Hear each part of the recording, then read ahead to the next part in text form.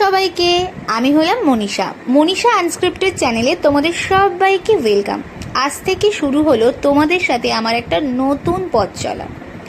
আজকের প্রথম ব্লগটাই তোমাদের সাথে শেয়ার করব। আমরা সবাই মিলে গিয়েছিলাম নৈহাটিতে বড় মার কাছে পুজো দেব বলে। নৈহাটিতে কিন্তু দীপেদের বাড়ি।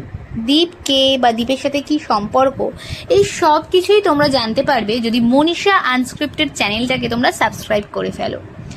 যাই হোক, দেখো আমি আমার সোনাকে নিয়ে একদম সামনের সিটে বসেছিলাম, আর ও খুব ভালোবাসে গাড়ি চড়তে।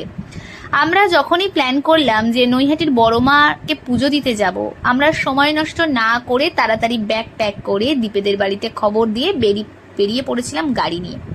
আর একজন নতুন জামা নতুন জুতো পরে বাবু সাবু সেজে একদম রেডি। বেশ এনজয় করছিল রাস্তাটা। ওর কিছুদিন আগেই অন্নপ্রাশন হয়েছে, তাই আমরা সবাই মিলে ভেবেছিলাম যে অন্নপ্রাশনের পরে আমরা সবার আগে বড় মায়ের আশীর্বাদ নিয়ে আসব, কারণ ওর জীবনেরও নতুন পথ চলা তো শুরু। নৈহাটি থেকে আমাদের বাড়িটা বেশ দূরে, মানে আমাদের বাড়ি থেকে নৈহাটি যেতে গাড়িতে প্রায় 4 ঘন্টা সময় লাগে। জানি তোমরা খুব অবাক হচ্ছ, কারণ আর কিছুটা গেলেই হয়তো দীঘা পৌঁছে যাবে। এই রাস্তায় যেতে যেতে প্রচুর খিদে পায়, তাই আমরা কিছু না কিছু খাচ্ছিলাম।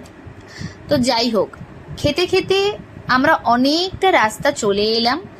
আর সত্যি কথা, সেদিন ওয়েদারটাও বেশ ভালো ছিল। কখনো রোদ, কখনো বৃষ্টি, কখনো মেঘলা ওয়েদার। সোনার সাথে কখন খুনসুটি করতে করতে অনেকটা রাস্তা চলে এসেছি বুঝতেই পারিনি। ও তখন দাঁড়িয়ে উঠেছে, কারণ সত্যি কথা এতটা রাস্তা ছোট বাচ্চার পক্ষে জার্নি করা খুবই ডিফিকাল্ট। তাও কিন্তু ওর কোনো বায়না নেই, কোনো কান্না নেই। মাঝে মাঝে তো একটু বদমাইশি করবে।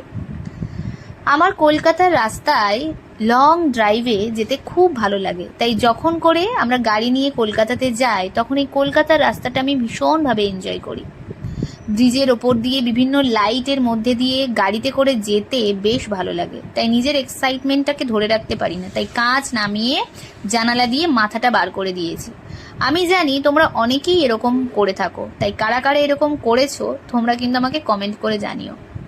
অনেকটা পথ চলে এসেছি অলরেডি।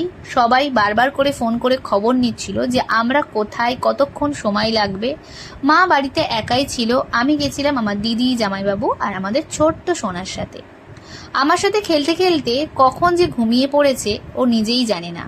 আমরা দেখো চলেও এসেছি নৈহাটিতে। এসেই দেখছি সবাই খাবারের অ্যারেঞ্জমেন্ট করতে ব্যস্ত, আর আমি তখন অলরেডি খাওয়া শুরু করেছি একটা মিষ্টি দই। আশা করি এই ব্লগটা তোমাদের ভালো লাগবে। ভালো লাগলে মনীষা আনস্ক্রিপ্টেড চ্যানেলটাকে লাইক করো, কমেন্ট করো, শেয়ার করো, সাবস্ক্রাইব।